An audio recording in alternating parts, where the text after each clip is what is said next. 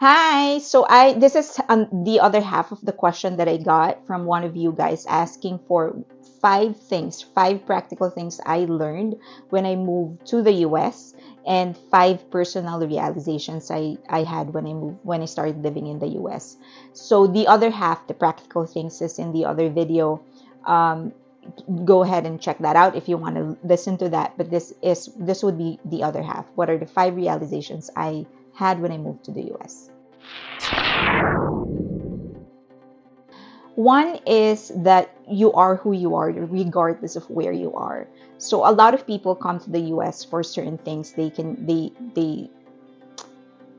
be because of poverty and they think that coming here would make their lives better. Some people would come here because they have a scarred relationship with their parents. It's just an example with their parents. Some people come here because they have a broken heart, or some people come here because they're looking for something that, and they don't know what that is. Coming here isn't going to change the circumstances that you're in. It's not going to change how you feel. It's just going to change the environment that you're in. But if you come here because you have a scarred relationship with your parents and it was bothering you when you were in the Philippines or whatever home country you were, it will still be there. It will still bother you, and the relationship will still be scarred. It's not gonna miraculously change just because you come to the U.S. If you don't like the job that you had in the Philippines or wherever you are, and you want to come here because you want a better job, it will not be any better than what you had in your home country. It might actually even be worse if the problem is you or your attitude towards your job. So it's always and if you have a broken heart, you come here to the US, it will still be broken when you come here. So the things that you need to work on, the issues that you have in your home country when you were still living in your home country will still be the same issues that you have. So it will not change your values. You will realize that, and this is one of the biggest realizations that I had, that there's a lot of American values that I don't agree with. And for all the liberalism and the openness and there's a lot of values that I like. But my very core values, like the most basic foundations that I have, that were instilled by my parents, I still think I still prefer that over the values that they have here. So yeah, so it's not gonna change you. It'll open your perspective, maybe strike a balance, but it's not gonna change your core and who you are. So I hope I made sense. Okay, next is that you will have to start from the bottom. Excuse me. So if you're moving here, it's better if you're moving here with an existing job offer and it's a good position in a good company, then that's good, and that's better. But if you come here via other means and you're going to look for a job here, then you have to be prepared to start from the bottom. And the thing is that you only think that is the bottom. There is another bottom. You keep on falling. It's bottomless. So that's when I started. So when I moved in the Philippines, I was already a manager. I was managing people and stuff. Then I moved here, and I started like an office assistant or something. And that's fine. I understand that it's another country. They don't care about what I did in my home country. This is another culture, another system and stuff. But then, so I thought that was the bottom, and then no, things got worse. Would get better and then get worse. And I think I've shared already that I actually lived in my car for 3 months. I am not ashamed of that, but I did not tell my family back home that I was doing it, just because I did not want them to worry. And to me, it was perfectly fine. It was one of the most progressive time in my life, having to live in my car, having to experience all of those moments when I was just alone, having to that space inside my car. My car is a RAV4. It just made me realize something, and it made me a better person. I'm very convinced that it made me a better person. So the bottom that you will start with is not the bottom. There's another bottom, and then another one, another one. So you just need to be prepared for that, especially if you're a proud person, which I am. I'm a very proud person. I got that from my father. I take pride in having to work for the things that I wanted to achieve and the things that I have achieved. I don't deny myself of my of I don't I don't yeah, I don't deny myself of my own achievements. In me, I know how hard for inside me. I don't flaunt that to everybody else, but inside me, I know how hard I work for that, and I know if I deserve it or don't deserve it. So I know when I came here, I know what I deserve. I know what I'm capable of. But I had to swallow it in because it's a new country and whatever. So, but things are better now, thankfully. Okay, social media is the new Hollywood. There's, I think, one of the things that the people need to understand is that everything that you see in Hollywood, those are all fiction. Most of that would be fiction. So a lot of that would be true, but a lot of that would be fiction as well. And it has been made worse and compounded and multiplied 1,000 times by social media.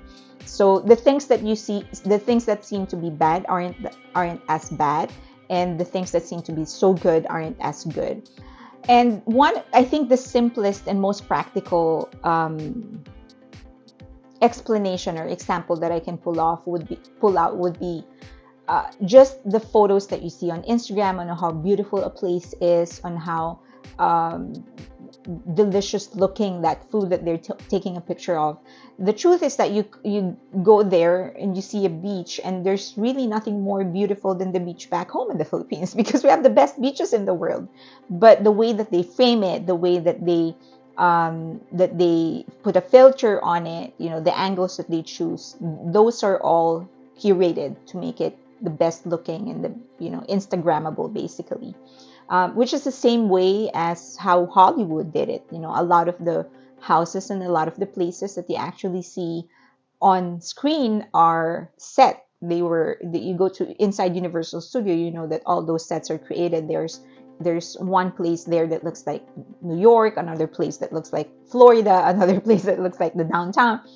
Those places don't exist. They just recreated things and made it more beautiful so that it is pleasing to the eyes. And social media has compounded that. It made it 1,000 times or 1,000,000 times worse or 1,000,000 times better. So those things that you see in social media, they're exaggerated. Things aren't as bad and things aren't as good. Number four, I think at the end of the day, what really matters is the people that you love and the people that love you. There's so much noise in social media about doing this, supporting that, gatekeeping this, and whatever. And by the way, a lot of the people that you hear in social media yapping and making noise and whatever, they're mostly here in LA. You go to other parts of the US, nobody cares. Okay, so and maybe in New York as well, but for the most part, the most of the country, they don't really care about all of those things. Okay, so, but I think one of the things I realized is that at the end of the day, if I need help for my family and for myself, those people won't be there. They wouldn't care. And so that's one of the things I've come to realize, that at the end of the day, it is about the people that I love and the people that love me. For as long as I would be friends with anybody, for as long as I can trust them with me and with my family, if I know that they respect my family and they respect me. I don't care about your political views. I don't care about your affiliations, or I don't care. For as long as you're a good person to me and to my family, then we're good. But it has to be the same way as well.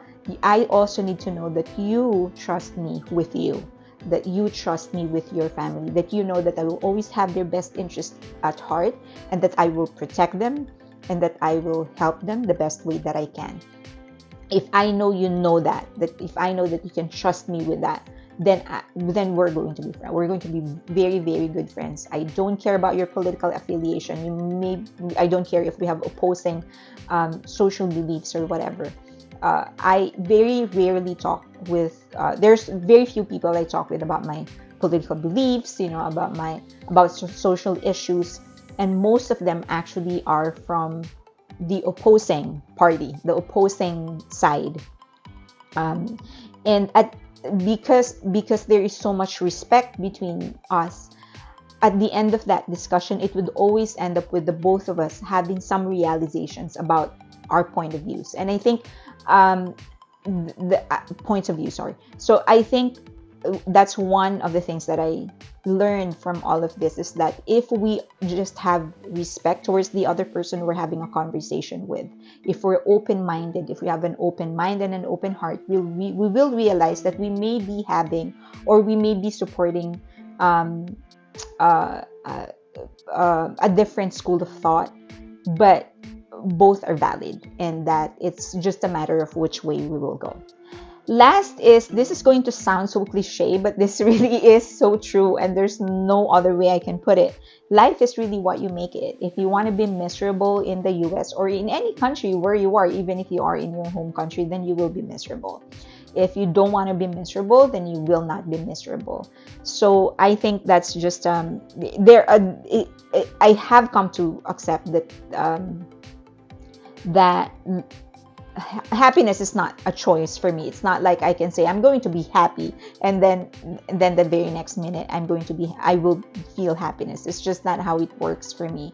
But I can at the very least choose not to be miserable.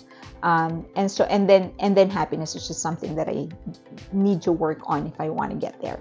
So, but it is what I make it. If I want to complain and whine and stay at home and just be depressed, that's something that I will choose to do. Mental health issues, that's real. There are battles, there are bouts of depressions, moments that I feel so lost and whatever.